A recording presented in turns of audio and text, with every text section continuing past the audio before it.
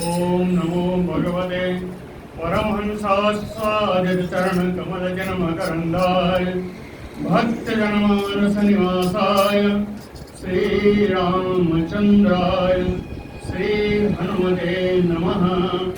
श्री गुरुचरण कमलेभ्यो नमः।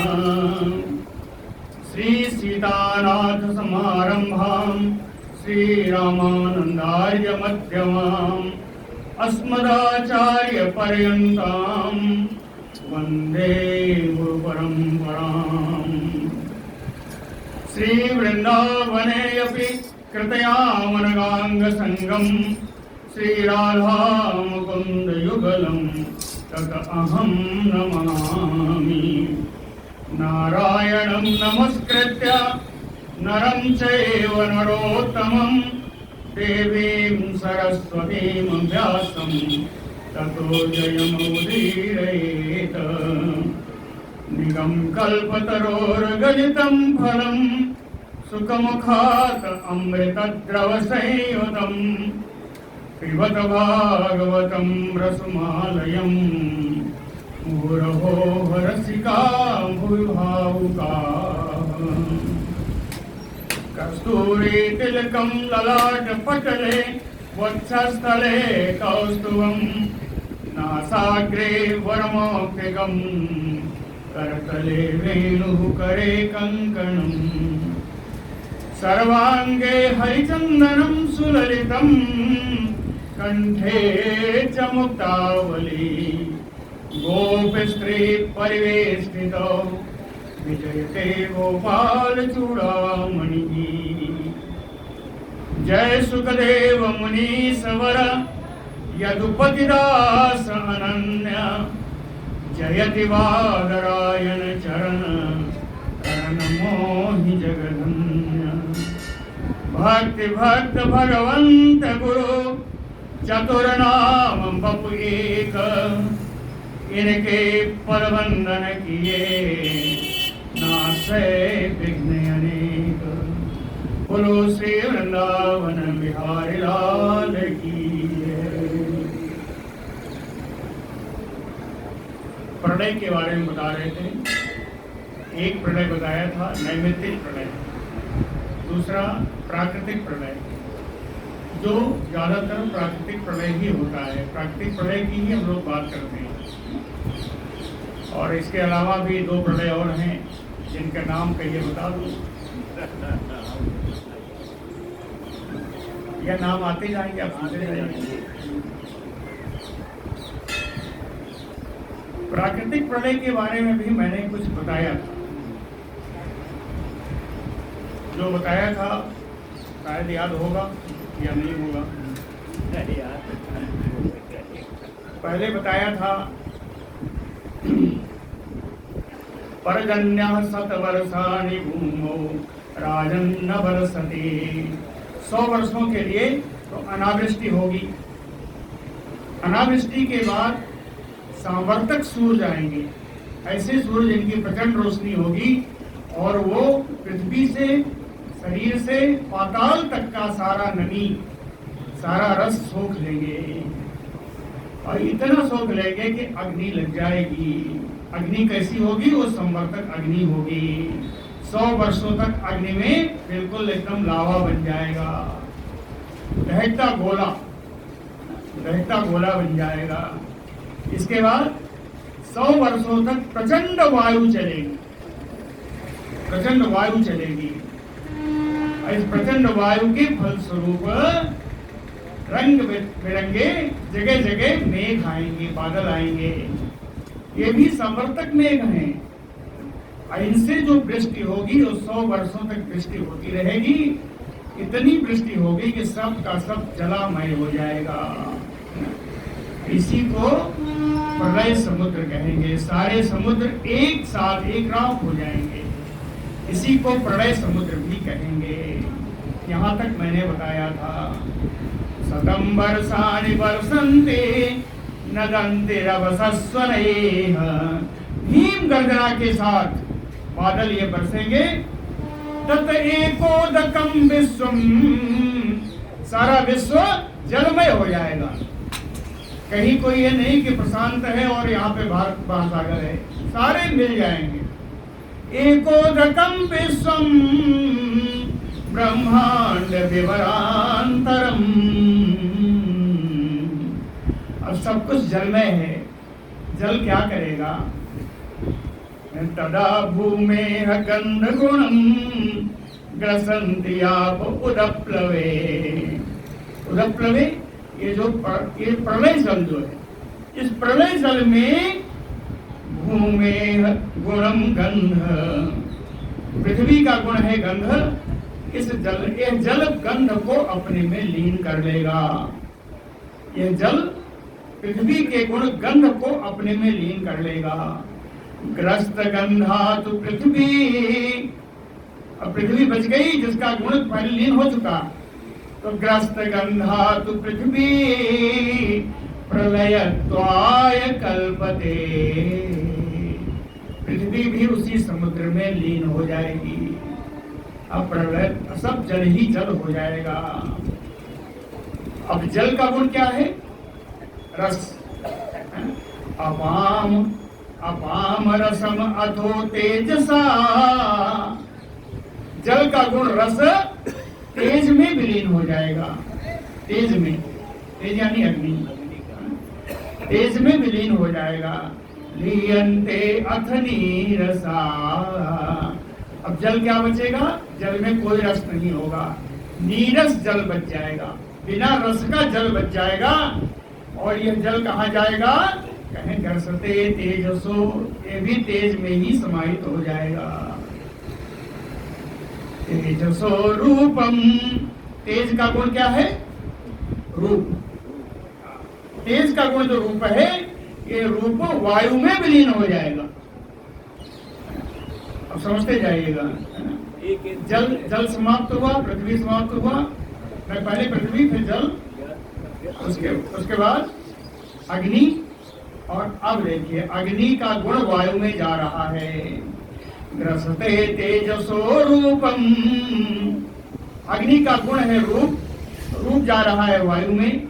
वायु तदरहितम तदा, यानी तेज रूप से रहित हो गया, तेज का रूप नहीं बचा। तो लीयते चा अनिले,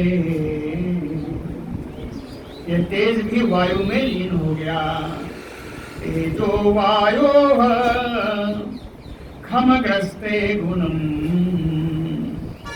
वायु का गुण स्पर्श है, खमग्रस्ते, आकाश उसका ग्रहण कर लेगा, है ना। वायु का गुण स्पर्श को आकाश अपने में लीन कर लेगा। सवै विशति खम राजन।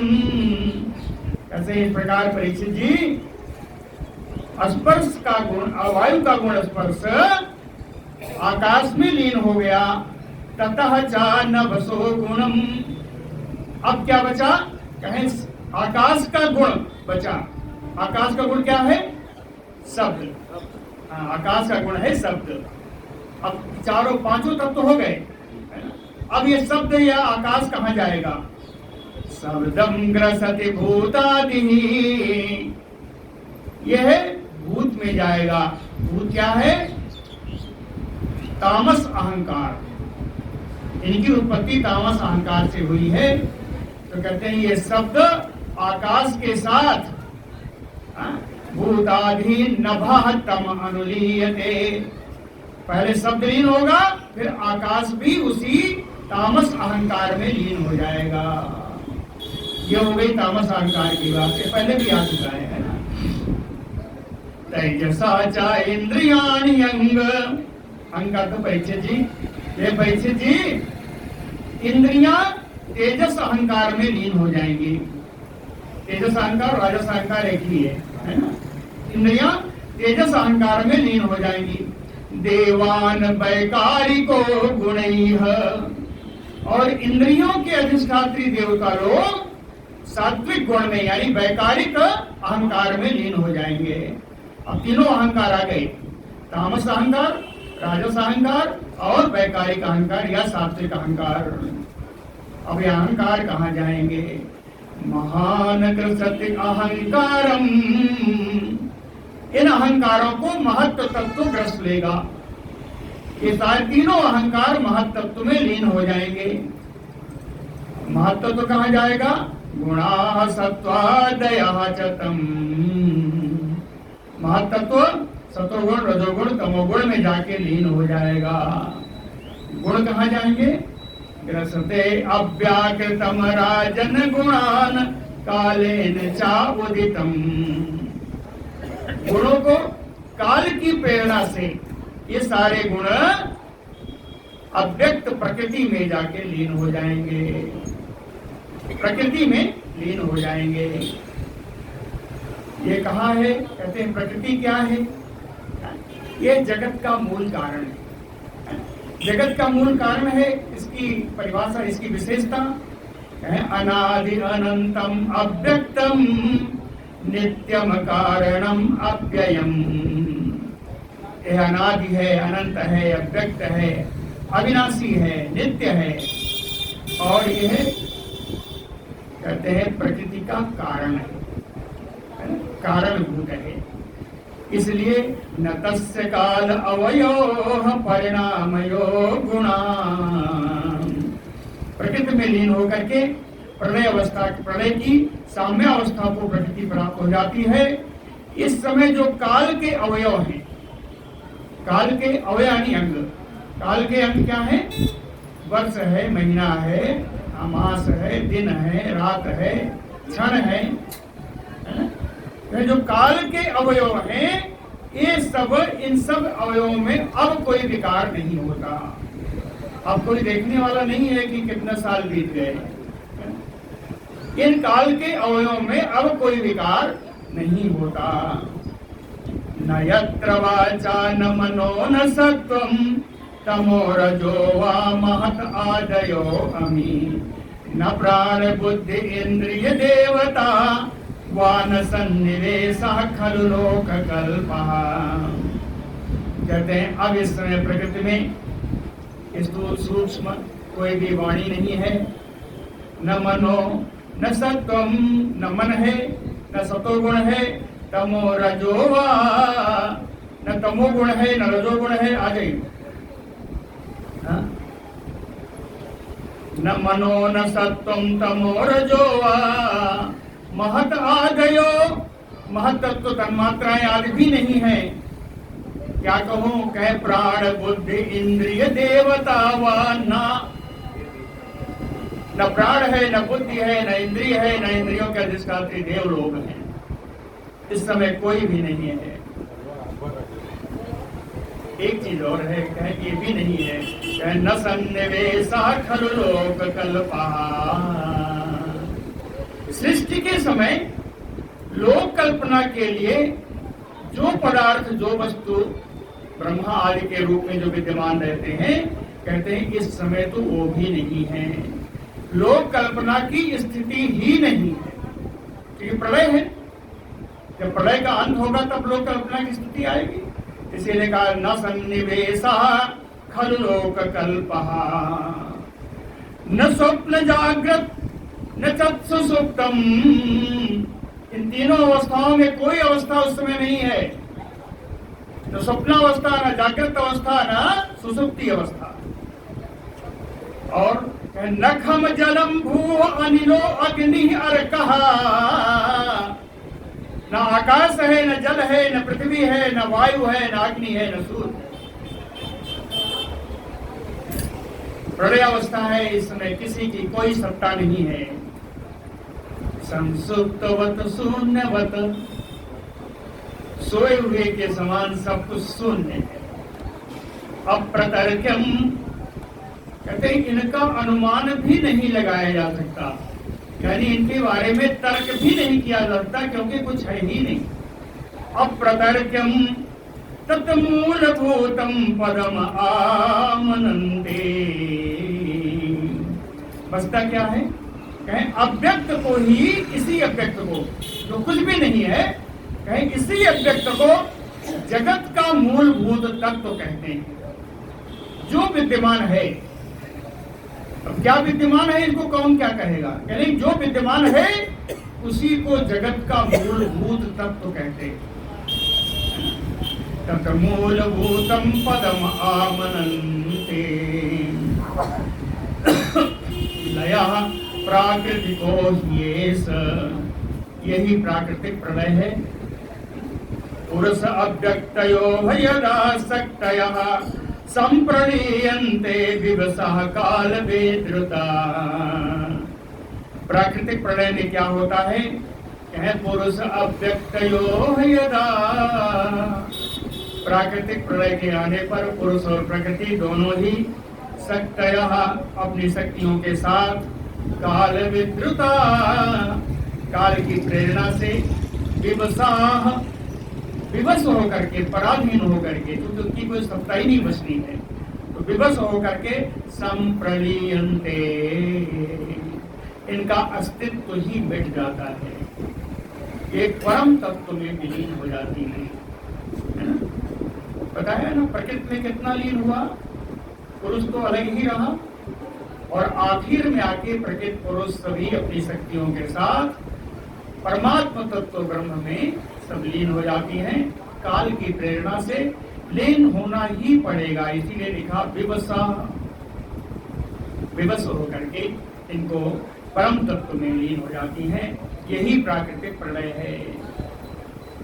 बुद्धि इंद्रिय अर्थ रूपेण ज्ञानम व्याधि तदाश्रयम्।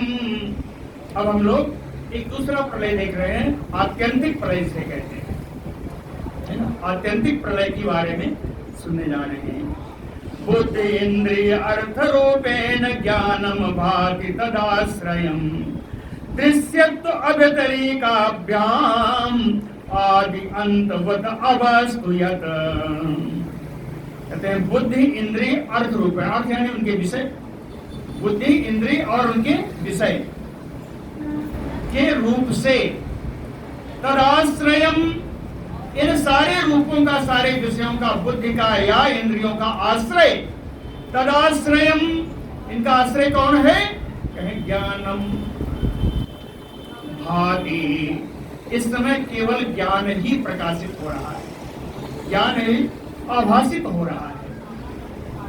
बुद्धि इंद्रिय अर्थ रूपेण ज्ञानम भाति तदाश्रयम् आदि अंतवत, ये जितने भी बुद्धि इंद्रिय ज्ञान आदि हैं, इनका आदि भी है, इनका अंत भी है ना। ये शुरू में भी नहीं थे, सृष्टि के पहले भी नहीं थे और सृष्टि के बाद भी नहीं है, इसलिए ये आदि और अंत वाले हैं। आदि अंतवत, इनका आदि और अंत है, इसलिए अवस्तुयत, ये वास्तव में मिथ्या है, अवस्तु है, वास्तव में ये मिथ्या ही है। दृश्यत्व अव्यतिरेकाभ्याम, वे दृश्य हैं, इसलिए इनका अधिष्ठान अपनी सत्ता से भिन्न नहीं है, दृश्य है इसलिए। एक उदाहरण दिया, कह दीपः चक्षुरूपम च ज्योतिषो न पृथक भवेत। कहते हैं जैसे दीप यानी दीपक, चक्षु नेत्र, और नेत्रों का विषय क्या? अग्नि का विषय क्या? रूप।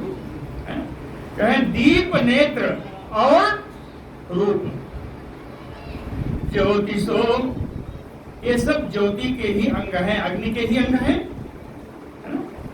अग्नि के अधिष्ठात्री देव, तेज के अधिष्ठात्री सूर्य है, सूर्य के अंग है आंखें।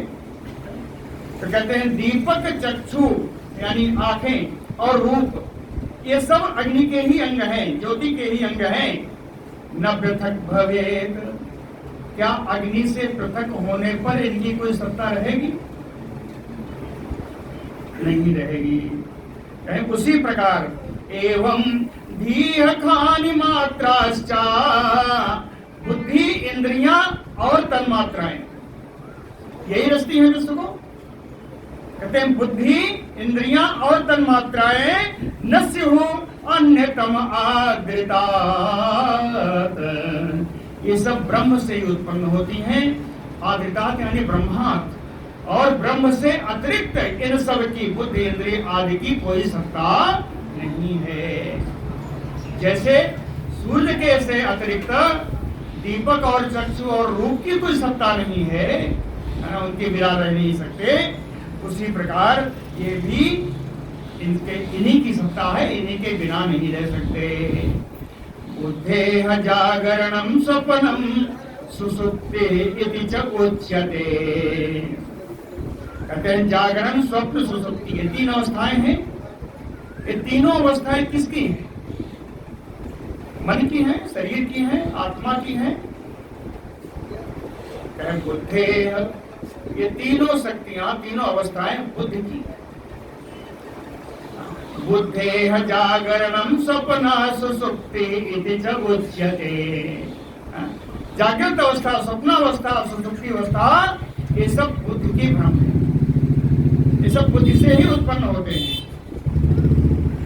नानात्वं प्रत्यक आत्मनि, इनके कारण आत्मनि यानी अंतरात्मा में जो विश्व तेजस प्रजापूर्व नानात्व की प्रतीति होती है, इनके कारण अपने अंतरात्मा में ब्रह्म की कहें जो नानात्व प्रतीति अनेक प्रकार के हैं, ऐसा जो प्रतीति होती है, कहते हैं माया मात्रमेनम। आत्मा तो कभी एक से ज्यादा हो नहीं सकती, उनमें नानात्व का भाव आना ही गलत है। उनका अगर नानात्व की प्रतीति होती है यानी विविधता अगर लगती है तो वो मात्र माया है। माया मात्रम इदं राजन नानात्वं प्रत्यक आत्मनि। एक और चीज बता रहे हैं, यथा जलधरा व्योमनि भवन्ति ना भवन्ति च ब्रह्म इदं तथा विश्वम् अवयवी उदयाप्ययात्। उदय अप्ययात्, कहते हैं ये विश्व ऐसा है कि इसकी सृष्टि होती है, इसका प्रलय भी होता है। उदय माने सृष्टि, अप्यय माने प्रलय। कहे विश्व ऐसा है कि इसकी सृष्टि होती है और इसका प्रलय भी होता है। विश्व क्या है? कहे अवयवी है। विभिन्न अंगों को मिलाकर के जो एक अंग बने, एक वस्तु बने, उसको अवयवी कहते हैं। अवयव माने होता है विभिन्नता, अनेक प्रकार के अंग, है ना। हाथ पैर क्या है? अवयव है। अवयवी क्या है? शरीर। शरीर। इसी प्रकार उन्होंने कहा विश्व जो है अवयवी है। अवयवी है यानी ब्रह्म है। कहे ब्रह्मणि इदं, लेकिन ऐसा नहीं कह सकते। लय के समय तो विश्व नहीं है, लय के समय, प्रलय के समय तो विश्व नहीं है। तो कहते हैं इसका अर्थ यह है कि विश्व कभी ब्रह्म में होता है और कभी नहीं होता। सृष्टि के समय यह विश्व ब्रह्म में होता है और प्रलय के समय सृष्टि विश्व ब्रह्म में नहीं होता। तो एक है, इसका उदाहरण सुन लीजिए। यथा जलधरा व्योमनि भवन्ति ना भवन्ति च। ये उसी प्रकार से है जैसे आकाश तो नित्य है, आकाश तो रहेगा, है ना, लेकिन आकाश में बादल कभी रहेंगे कभी नहीं रहेंगे। उसी प्रकार आकाश रूप ब्रह्म में यह विश्व कभी रहेगा कभी नहीं रहेगा।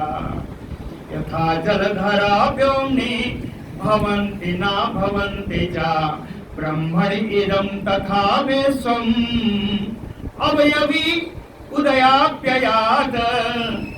इसलिए नहीं होता कि इसका प्रलय भी होता है, इसकी सृष्टि भी होती है। सत्वं हि अवयवः प्रोक्तः सर्व अवयवा अयवैनामैः। कहते हैं जितने भी अवयवी हैं उनका अवयव ही सत्य है। कहते हैं शरीर सत्य नहीं, विश्व सत्य नहीं, लेकिन विश्व का एक एक अवयव सत्य है ना। इसका एक उदाहरण सुनेंगे। पटस्यो अंग तंतवः, जैसे सूत से वस्त्र बनता है, वस्त्र अवयवी है, वस्त्र रहे ना रहे सूत तो रहेगा। सूत की सत्ता नहीं समाप्त होगी, वस्त्र समाप्त हो जाएगा, सूत तो फिर भी रहेगा। वस्त्र बनने के पहले भी था सूत, वस्त्र बनने के बाद भी सूत रहेगा। सूत की सत्ता उसी है। पटस्यो अंग तंतवः बिना अर्थेन प्रतीयेरन। कहते हैं इसलिए अवयव ही सत्य है, अवयव को ही आत्मा माना, ये आत्मा ही सत्य है, इसके अलावा सब असत्य हैं। यत सामान्य विशेषाभ्याम उपलभ्येत सा भ्रमः। यत सामान्य विशेषाभ्याम, कहते हैं सामान्य अवस्था विशेष अवस्था क्या है? सामान्य अवस्था कारण है, विशेष अवस्था कार्य है ना? कारण सूत है, कार्य क्या है? वस्त्र है ना? तो सामान्य विशेषाभ्याम ये दोनों एक दूसरे पर आधारित है। सूत के बिना वस्त्र नहीं बनेगा, वस्त्र नहीं होगा तो सूत नहीं आएगा। फिर से उसको प्रोसेस कराइए तो फिर सूत बनेगा ना वस्त्र से ही। ये दोनों एक दूसरे पर आधारित है। उपलब्धेत सभ्रमः, अगर इनको अलग अलग करके कोई देखता है तो वो भ्रम मात्र है ना? अन्योन्य अपाश्रयात, ये दोनों एक दूसरे के आश्रयी हैं, दोनों एक दूसरे के आश्रयी हैं।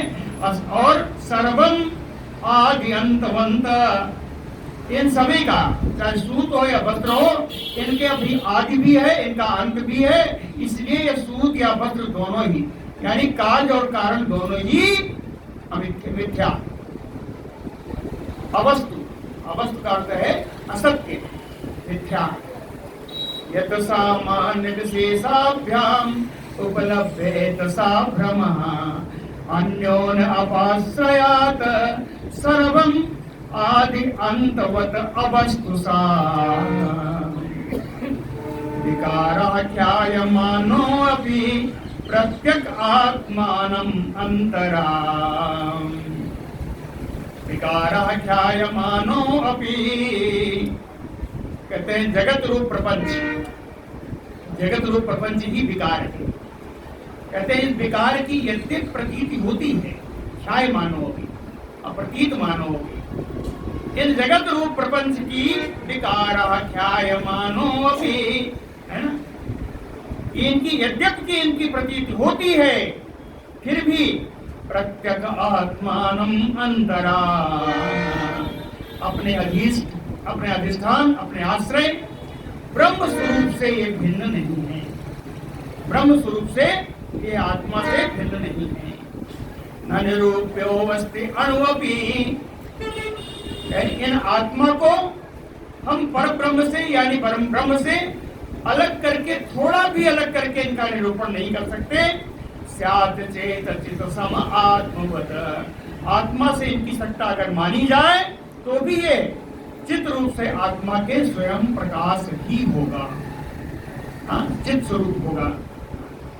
नहीं सत्यस्य नानात्वम, कहते हैं आत्मा का नानात्व तो असत्य है, असत्य ही है, सत्य नहीं हो सकता। नहीं सत्यस्य नानात्वम, आत्मा की विविधता या कहें ब्रह्म की विविधता, यह है तो असत्य ही।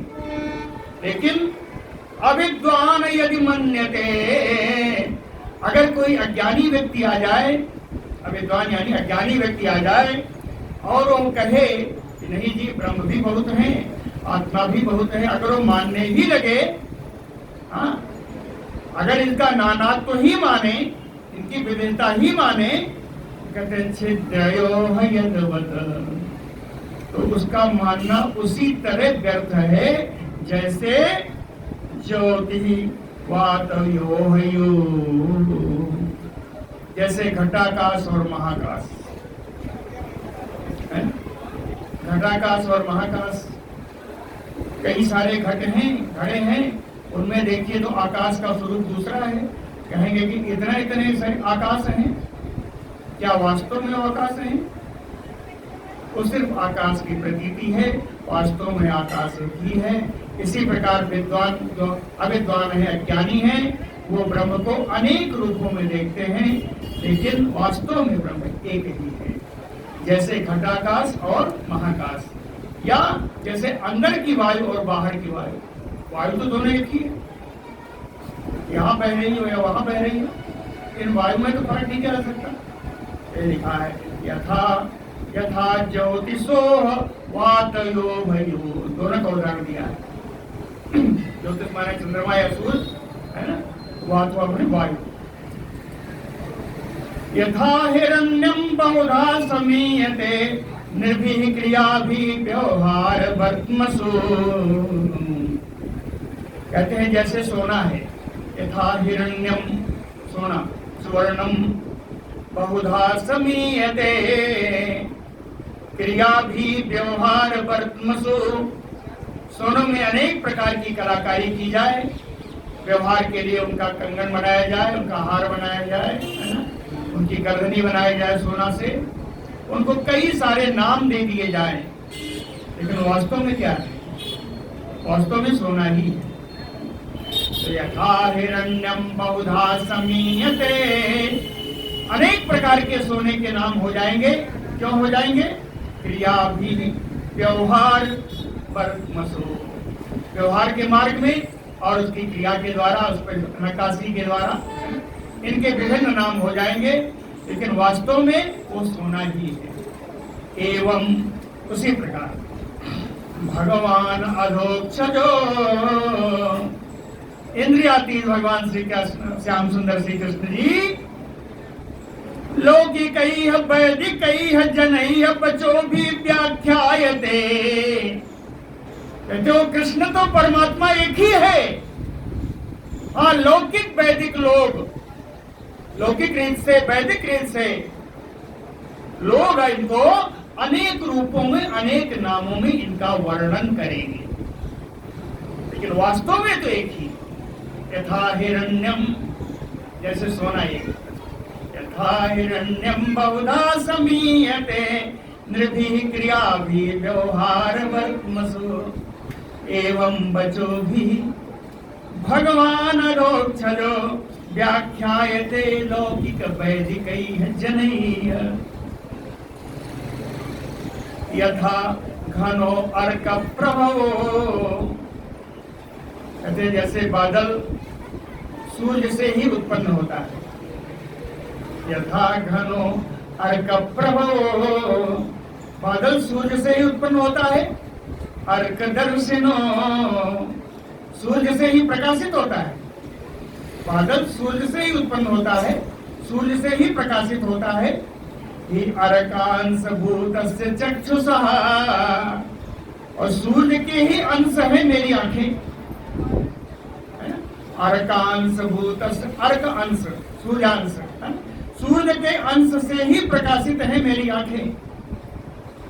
एवं तो अहम ब्रह्म गुणः तदीक्षितो ब्रह्मतास्य आत्मनम् आत्मबंधनः। एवं तो अहम, इसी प्रकार अहंकार, तो अहंकार, इसी प्रकार अहंकार भी ब्रह्मा जी के द्वारा उत्पन्न महत्व तो आदि से ही उत्पन्न हुआ। अहंकार वहीं से आया ना, यद्यप ब्रह्मा जी के द्वारा ही उत्पन्न किया गया अहंकार है। तदीक्षितो, ब्रह्मा जी के ही अपने गुणों के द्वारा अहंकार प्रकाशित भी होता है। इसलिए ब्रह्मांशकस्य, यह अहंकार ब्रह्मा जी का अंश होने के बावजूद भी यही अहंकार आत्मबंधन का कारण बनता है। ब्रह्मा जी के अंश से उत्पन्न अहंकार है, यही अहंकार आत्मबंधन का कारण बनता है। जैसे सूर्य के द्वारा उत्पन्न हुआ बादल सूर्य के सामने आकर के, सूर्य के द्वारा ही, सूर्य के अंश रूप आंखों से दिखाई नहीं पड़ता। कहते ना बादल बड़ा घना है, सूर्य नहीं दिख रहा है, तो सूर्य ही बादल को उत्पन्न करने वाला, सूर्य की अंश मेरी आंखें, और सूर्य के द्वारा उत्पन्न बादल के द्वारा हमारी आंखें उन्हीं सूर्य को नहीं देख पा रही हैं। उसी प्रकार ब्रह्मा जी के द्वारा उत्पन्न अहंकार, इसी अहंकार के द्वारा हम भगवान के साक्षात्कार नहीं कर पाते। भगवान का साक्षात्कार करने में बाधक अहंकार ही है। यह अहंकार ब्रह्मा जी के द्वारा उत्पन्न है, और उन्हीं ब्रह्मा जी के स्वरूप को इसी अहंकार के द्वारा हम देख नहीं पाते। अर्थ दोनों उदाहरण में स्पष्ट हुआ कि नहीं हुआ? चलिए इससे अलग स्थिति एक देखते हैं, इससे अलग स्थिति देखते हैं कि घनो यदार्क प्रभवो विदीर्यते, अर्क प्रभवो घना, सूर्य के द्वारा ही उत्पन्न बादल विदीर्यते, यदि बादल विदीर्ण हो जाता है, तितर बितर हो जाता है, तो चक्षु स्वरूपम रविमयी क्षते,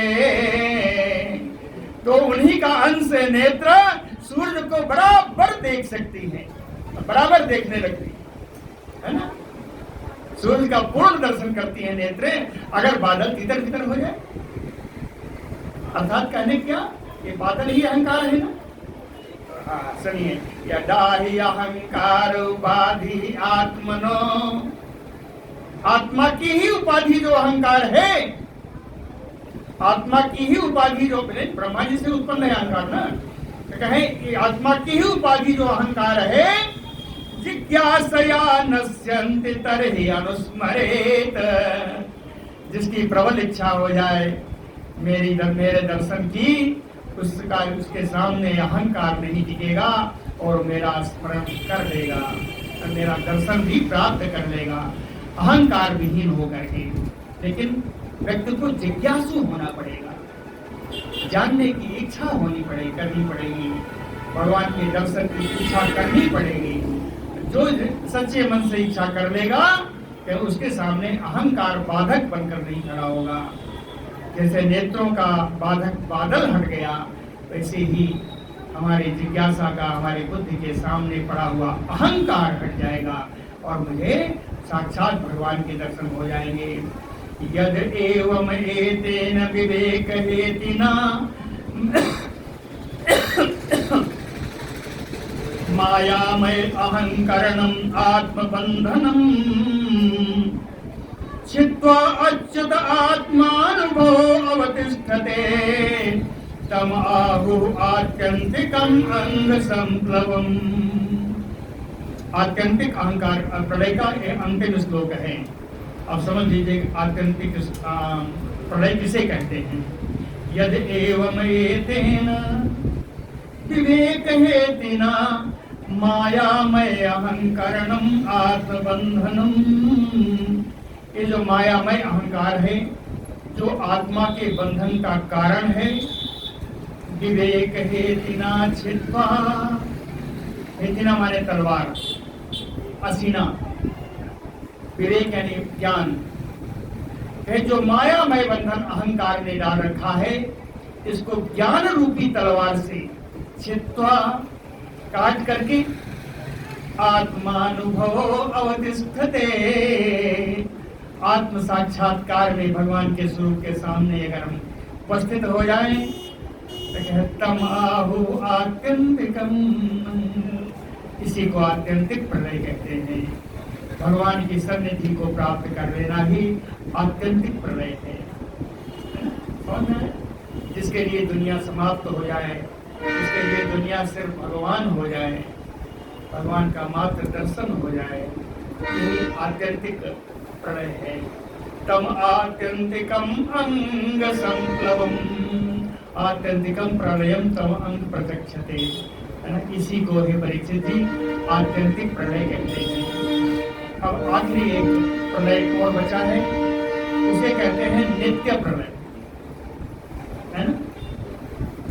भूल गए होंगे अब तक प्रलय के नाम दिया। पहला नैमित्तिक प्रलय मैंने सुनाया, दूसरा प्राकृतिक प्रलय बनाया, अभी आत्यंतिक प्रलय सुनाया, अब नित्य प्रलय सुनाने जा रहे हैं। चौथा है नित्यदा सर्वभूतानां ब्रह्मादीनां परन्तप उत्पत्ति प्रलयो एके सूक्ष्मज्ञाः संप्रचक्षते। सूक्ष्मज्ञाः, सूक्ष्म दृष्टि रखने वाले, यानी तत्व दृष्टि रखने वाले, प्रचक्षते ऐसा कहते हैं।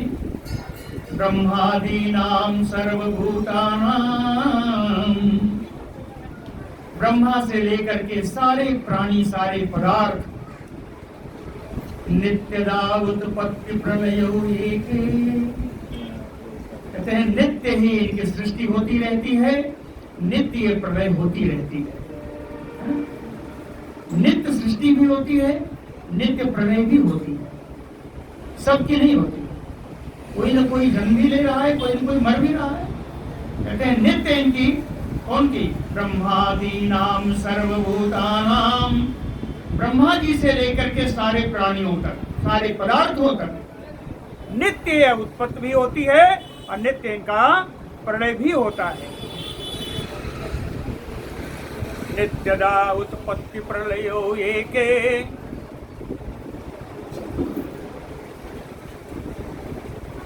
सूक्ष्म संप्रचक्षते। कहते हैं इनकी नित्य उत्पत्ति और प्रलय होती है। कैसे होती है? कहें काल स्रोतो जवेनासो ह्रियमाणस्य नित्यदा परिणामिनाम अवस्थास्ता जन्म प्रलय हेतवः। परिणामी पदार्थ जो है, कहते हैं स्रोतो जवेनासु, जैसे नदी का प्रवाह, स्रोत, जवेनासु दीपक की लौ, जैसे नदी का प्रवाह हो या दीपक की लौ हो। ह्रियमाणस्य नित्यदा, ये क्षण प्रतिक्षण बदलती रहती है ना। बहाव कभी तेज होगा, धीमा होगा, कभी और तेज हो जाएगा, कभी बहाव समाप्त हो जाएगा, जली सूख जाएगा, कहाँ होगा।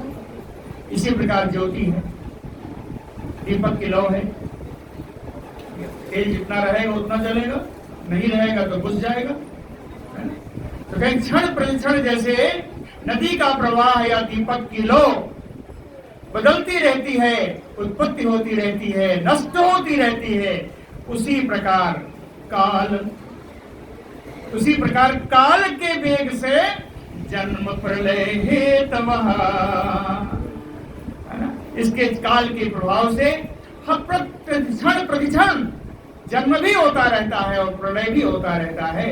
इसी को नित्य प्रलय कहते हैं, है ना। नित्य जन्म हो रहा है, नित्य प्रलय हो रहा है, इसी को नित्य प्रलय कहते हैं। अनादि अंतवतानेन कालेन ईश्वर मूर्तिना, इसका हेतु कौन बताया? काल को बताया। जन्म प्रलय हेतवः कालः, यही बताया ना। काल क्या है? कालेन ईश्वर मूर्तिना, काल भी भगवान का ही एक विग्रह है। कालेन ईश्वर मूर्तिना, इसलिए काल कैसा है? अनादि अनंत वतानेन, यह अनादि है और अनंत है, अर्थात नित्य है। जो अनादि है, जो अनंत है, जो आत्मा है, उसको किसी ने देखा? नहीं देखा। तो कहे पियति ज्योतिषामयो, पियत यानी आकाशे, ज्योतिषाम नक्षत्राणामयो, आकाश में तारे हैं, वो बराबर चलते रहते हैं, लेकिन क्या किसी ने उनका चलना देखा? आकाश में जितने तारे हैं सब बराबर, इनकी गति बनी रहती है, गतिशील है, लेकिन क्या किसी ने इनकी गति देखी? अवस्था नएव दृश्यन्ते, उसी प्रकार काल की गति को कोई देख नहीं पाता, लेकिन जैसे तारे हमेशा चलते रहते हैं, वैसे काल की गति हमेशा चलती रहती है। नित्य प्रलय, नित्य जन्म होता रहता है, इसी को नित्य प्रलय कहते हैं। अब ज्ञान से कहते हैं, श्री सुखदेव जी परिचित जिसे कहते हैं कि नित्यो नैमित्तिकः च एव तथा प्राकृतिको लयः आत्यंतिकश्च कथितः। कहते हैं हमने आपको नित्य प्रलय भी बता दिया, नैमित्तिक प्रलय भी बता दिया, प्राकृतिक प्रलय भी बता दिया, आत्यंतिक प्रलय भी बता दिया। एक जो बात शेष रह गई वो बता दूं, कालस्य गति ही दृषि, ये सारे प्रलय काल की गति के अधीन है, काल की गति के ही अधीन है। काल की ऐसी ही गति है जिसको कोई देख नहीं पाता और काल अपना काम कर जाता है। कालस्य गति ईदृशी, कहते हैं कुरुश्रेष्ठ एतः जगत विधातुः नारायणस्य अखिल सत्वधाम्नः। बड़ा सुंदर श्लोक है। कुरु श्रेष्ठ एता जगत विधातुः नारायणस्य अखिल सत्वधाम्नः। ये जो भगवान नारायण हैं संपूर्ण प्राणियों के आश्रय। हे परीक्षित, हे कुरुश्रेष्ठ, जगत विधातु नारायणस्य, जगत के विधाता नारायण भगवान अखिल सत्वधाम्नः, संपूर्ण प्राणियों के, संपूर्ण पदार्थों के परम आश्रय हैं। लीला कथा ते कथिता समासतः। कहते हैं उन भगवान की लीला कथा, उन भगवान के अवतारों की कथा, भगवान के चरित्र की कथा समासतः कथिता, संक्षेप में मैंने आपको सुना दिया। लीला कथा ते कथिता समासतः, कहे कार्त्स्नेन, कहे आपने संक्षेप में सुना, तो विस्तार क्या है? कहे कार्त्स्नेन, कहे इसका विस्तार तो ना अजो अपि अविधातुम ईशः, ब्रह्मा भी इसको पूर्ण विस्तार से सुनाने में सक्षम नहीं है। अजो अपि ना ईशः अविधातुम, है ना, ब्रह्मा भी इसका विस्तार से सुनाने में सक्षम नहीं है। इतना अवश्य है, जितना मैंने सुनाया उतना ही काफी है। संसार सिंधुम अति दुस्तरम उत्तीर्षो नान्यः प्लवो भगवतः पुरुषोत्तमस्य लीला कथा रस निसेवनम अंतरेण पुंसो भवेत विविध दुःख दवार्दितस्य। पुंसो विविध दुःख दवार्दितस्य, जो प्राणी संसार में अनेकों प्रकार की दुख दवाग्नियों से पीड़ित हो रहा है, पुंसो विविध दुःख दवार्दितस्य, कहे भवेत, उसको क्या चाहिए? कहे उत्तीर्षो, जो इसको पार करना चाहता है, उत्तीर्षो मैंने पार करना चाहता है, जो पार करना चाहता है किसको? संसार सिंधुम, इस भवसागर को। संसार सिंधुम, भवसागर कैसा है? अति दुस्तरम, अत्यंत कठिन इस संसार सागर को जो पार करना चाहता है, एक परीक्षित, कहे लीला कथा रस निसेवनम, उसको भगवान की लीला, भगवान के चरित्र की सेवन करने के अतिरिक्त अंतरेण ना अन्यः प्लवो, कोई दूसरा साधन नहीं है, कोई दूसरी नौका नहीं है। नौका इसलिए कहा कि संसार सागर है, तो इस संसार सागर को पार करने के लिए भगवत लीला संबंधी चरित्र को श्रवण करना या पठन करना, इसके अतिरिक्त कोई और साधन नहीं है। न अन्यः प्लवो भगवतः पुरुषोत्तमस्य लीला कथा रस निसेवनम अंतरेण, अंतरेण यानी बिना भगवान की लीला कथा के रस का पान किए हुए इस भवसागर को पार करने का और कोई तरीका, कोई उपाय नहीं है।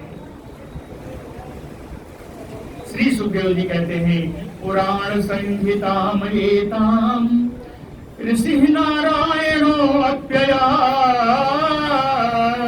नारदाय, कहते हैं आयत ऋषि नारायण ने नारद जी को सबसे पहले ये भागवत संहिता सुनाई थी।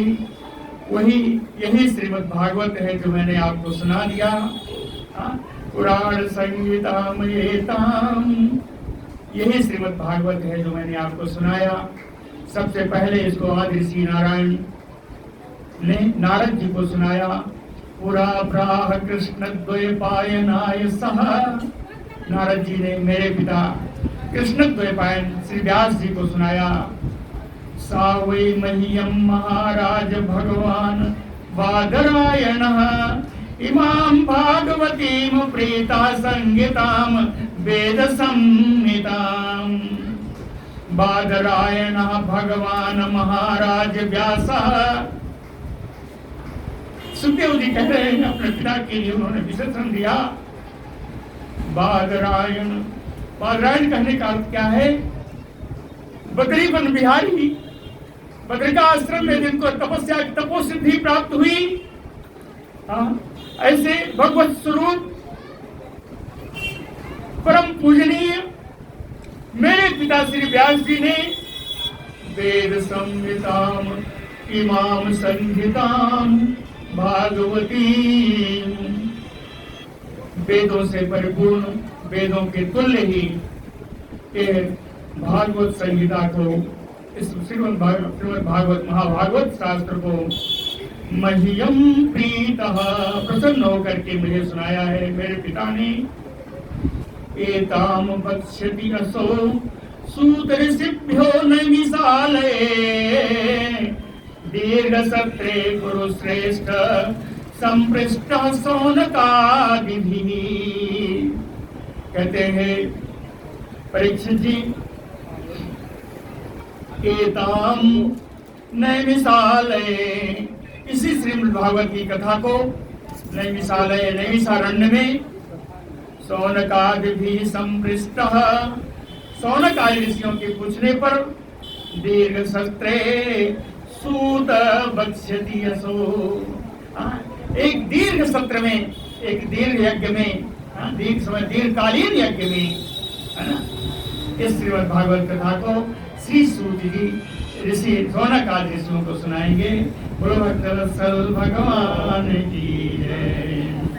श्री सुक उवाच, समय है ना अभी, श्री सुक उवाच अत्र अनुवर्णते अवेक्षम विश्वात्मा भगवान हरिः यस्य प्रसादजो ब्रह्मा रुद्रा क्रोध समुद्भवः। विश्वात्मा भगवान हरिः अत्र अनुवर्णते, कैसे कहें अवेक्षणम, अवेक्षणम का अर्थ होता है बार बार।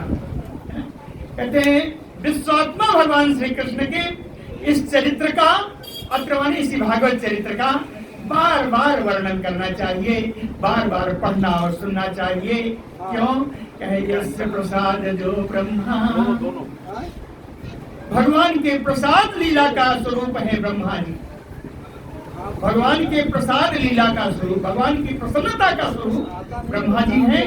और क्रोध समुद्भवः रुद्रः, और भगवान की क्रोध लीला के प्रसाद हैं श्री रुद्र जी, अर्थात ब्रह्मा और रुद्र दोनों तो भगवान के ही अंश हैं, दोनों तो भगवान के ही प्रसाद हैं। एक प्रसाद से प्रसन्नता से आए, दूसरे क्रोध से आए। प्रसाद जो ब्रह्मा रुद्र क्रोध समुद्भवः त्वं तु राजन, यह मैं जो सुना रहा हूँ यह श्री सुखदेव जी का अंतिम उपदेश है। इसके बाद श्रीमद् भागवत में श्री सुखदेव जी का उपदेश नहीं मिलेगा। सुखदेव जी का अंतिम उपदेश है, मात्र 13 श्लोक में है, एक सुना चुका हूँ, 12 और बाकी है।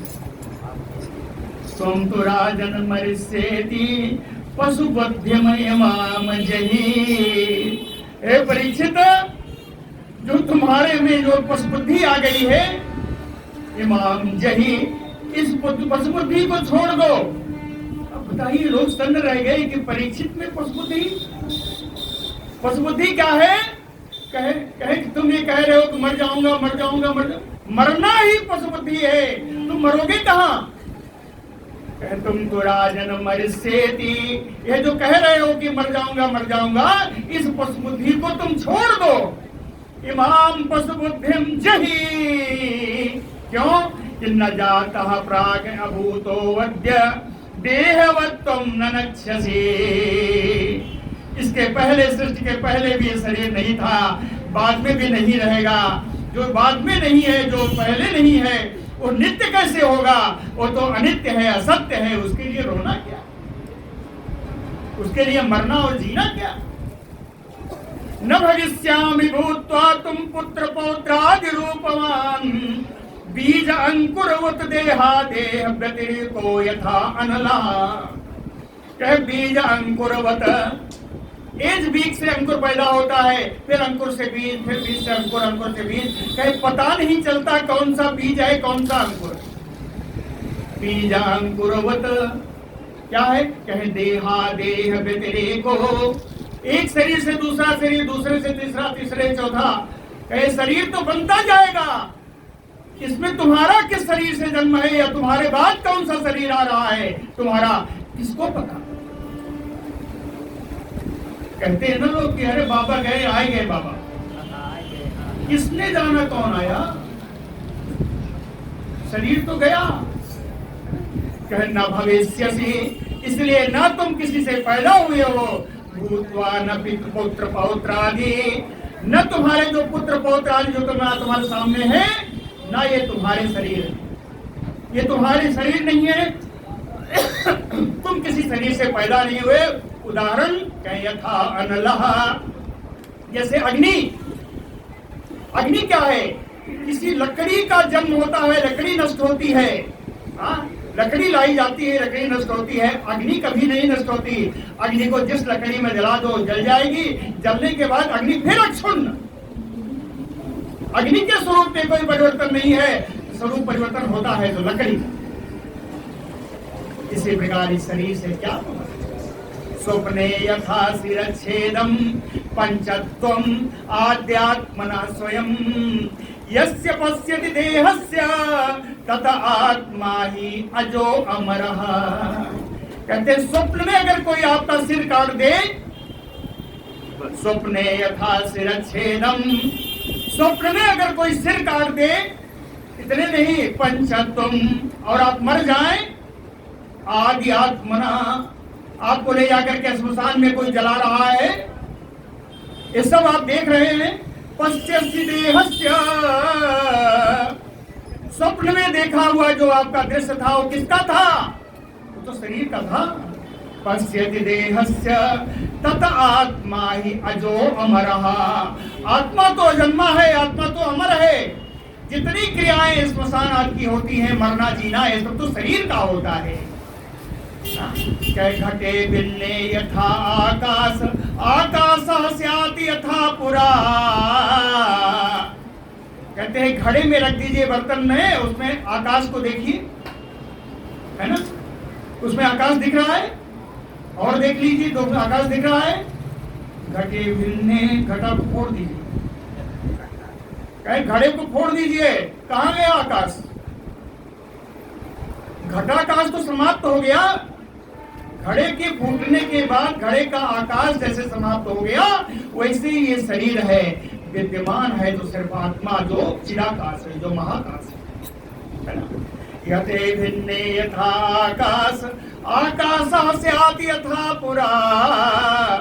घड़े के फूटने से, घड़े के आकाश के नष्ट होने से आकाश में कोई फर्क नहीं पड़ा। आकाश तो जैसे पहले था वैसे अब भी है। उसी प्रकार यह मरण जीवन, देहे मृते जीवो, मरण जीवन तो देह धर्म है, शरीर का धर्म है, न कि आत्मा। मनः सृजति वै देहान गुणान कर्माणि च आत्मनः। मन ही आत्मा के लिए इस देह को, इन विभिन्न विषयों को, विभिन्न प्रकार के कर्मों का सृजन करता है। आत्मा के लिए मन आत्मा के लिए विभिन्न प्रकार के शरीर और उनके विषयों को, विभिन्न प्रकार के कर्मों का सृजन करता है। लेकिन मन का सृजन करने वाला कौन है? मनः सृजते माया। ये मन जिसने इन सब शरीर आदि का सृजन किया, उस मन का सृजन करने वाली माया है। तो माया द्वारा सृजित मन की सृजित वस्तु का कितना भाव, अर्थात ये सब माया है। इतने नहीं जी, कहे जीव संसृति ही तो ये माया ही जन्म मरण के चक्कर को डालने वाली, बनाए रखने वाली है, ये माया ही है। स्नेह अधिष्ठान वर्ति अग्नि संयोगो यावत ईयते। जैसे तेल है, स्नेह माने तेल, तेल है, तेल रखने का बर्तन है, बर्ती है और उसमें अग्नि लगाई गई, तब क्या बना? दीपक बना। कहते हैं स्नेहाधिष्ठान बर्ति अग्नि संयोगो यावत ईयते ततो दीपस्य दीपत्वम। जब तक ये तेल है, तेल का बर्तन है, उसमें बत्ती है और उसमें अग्नि लगाई है, तब तक दीपक दीपक है। अगर ये सब नहीं है तो समाप्त। तो इसी तरह इसमें जो अधिष्ठान आदि है, तेल बत्ती आदि कौन है? कह रजा सत्व तमो वृत्त्या जायते यथ विनश्यति। ये सब रजोगुण तमोगुण और सतोगुण का किया हुआ जितना कार्य है, ये सब अगर नहीं होगा तो इसका कोई अर्थ नहीं शरीर का। न तत्र आत्मा स्वयं ज्योति यो व्यक्त व्यक्तयो परा। कहते हैं आत्मा स्वयं प्रकाश है, ये कार्य कारण से परे हुए है, पुरुष प्रकृति से भी परे है, व्यक्त अव्यक्तो परा। व्यक्त अव्यक्त यानी कार्य कारण या पुरुष प्रकृति दोनों ले इसमें। तो व्यक्त अव्यक्तयो परा, व्यक्त अव्यक्त दोनों से ही परे है। आकाश युच आधारो, कहते संपूर्ण आधार आकाश है, आकाश जैसे कभी नहीं बदलता, उसी प्रकार है आत्मा ध्रुवो अनंतो उपमः ततः। ये आत्मा नित्य है, आत्मा अनंत है। कहे इसकी उपमा स्वयं आत्मा ही। आत्मा को किसी और से उपमा नहीं कर सकते, आत्मा की उपमा स्वयं आत्मा ही। अनंत उपमः ततः, उपमा भी उसी से कर सकती है। एवं आत्मानम् आत्मस्थं आत्मना एव आमृत प्रभो बुद्धे अनुमान गर्भिण्या वासुदेवानुचिंतया। कहते हैं इस प्रकार, हे परीक्षित जी, बुद्धि अनुमान गर्भिण्या, अपनी विवेक पूर्ण बुद्धि से, अपनी विचार पूर्ण बुद्धि से वासुदेवानुचिंतया, श्री भगवान कृष्ण का चिंतन करने के द्वारा आत्मानम् आत्मस्थं आत्मना एव दृशा, स्वयं ही अपने आत्मा में स्थित भगवान के स्वरूप का साक्षात्कार करो। चाउदितो विप्रवाक्येन न त्वाम धक्षति तक्षकः मृत्यो न उपधक्षन्ति मृत्युनां मृत्युम ईश्वरम। कहे अगर आत्मस्वरूप में भगवान का अपने स्थित भगवान का दर्शन करने लगोगे तो मृत्युनाम मृत्यु, तो सारी मृत्युओं के महामृत्यु तो तुम खुद हो। ईश्वरम, तुम ही ईश्वर हो। कहे विप्रवाक्येन उदितो, उस ब्राह्मण के श्राप से प्रेरित होकर के तक्षकः न त्वाम धक्षति, ओ तक्षक जो सर्प आ रहा है, ब्राह्मण के श्राप से प्रेरित हो जो सर्प आ रहा है, वो तुम्हें जला नहीं सकेगा। तक्षकः न त्वाम धक्षति, कहे तुम्हें तो छोड़ो, सर्प तो छोड़ो, मृत्यो न उपधक्षन्ते, मृत्यु भी तुम्हारा कुछ नहीं बिगाड़ सकेगी। ये परीक्षित, भगवान के चिंतन में बैठ जाओ। अहम ब्रह्म, कैसे कहे अहम ब्रह्म परम धाम ब्रह्म अहम परम पदम, कि मैं ही ब्रह्म हूँ, मैं ही अधिष्ठान स्वरूप ब्रह्म हूँ, ऐसा मान लो। एवं समीक्षण आत्मानम आत्मनि आधाय निष्कले, इस प्रकार स्वयं से अपने आत्मा में ही भगवान का साक्षात्कार करो। दशंतम तक्षकम पादे, ऐसी स्थिति में रहोगे तो तक्षक आएगा जरूर। दशंतम तक्षकम पादे ले लिहाने विषानरी, विष उगलता हुआ अपने मुख से विष उगलता हुआ, ले लिहाने, अपने जीभ से अपने ओठों को चाटता हुआ। तक्षकः, वो तक्षक आएगा। पादे दशंतम, आपके पैर में वो काटेगा, पैर में डंक मारेगा, काटेगा। लेकिन न रक्षसि शरीरम च विश्वम पृथक आत्मनः, आप तो शरीर से अलग रहोगे, आपको तो शरीर के, आप तो विश्व से भी अलग रहोगे, आपको तो दिखाई नहीं पड़ेगा। और तक्षक डस करके क्या जला पाएगा? आपके निर्जीव शरीर को केवल जला पाएगा, आपका तक्षक कुछ नहीं बिगाड़ पाएगा। कहते हैं सुखदेव जी कहते हैं एतत्तेतात कथितम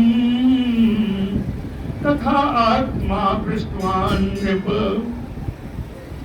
हमेशा कुरुश्रेष्ठ पुरुषवाह कुछ भी कहते हैं, आज परीक्षित जी को सुखदेव जी कहते हैं तात नृप, हे पुत्र।